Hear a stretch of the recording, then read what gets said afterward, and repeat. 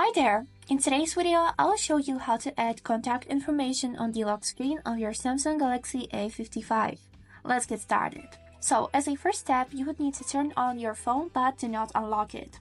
Now, hold your finger on the empty place of lock screen and here enter your PIN code or verify yourself with the biometrics. And now we are on the lock screen editor.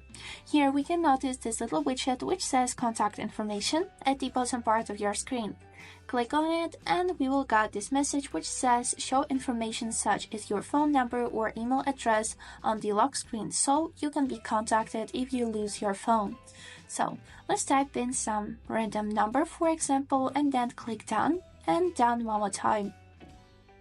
And now as you can see, this information will be shown on the lock screen, so if you will lose your phone, the person who will find it will be able to contact you. And that was it for today. I hope this video was helpful for you and thank you so much for watching.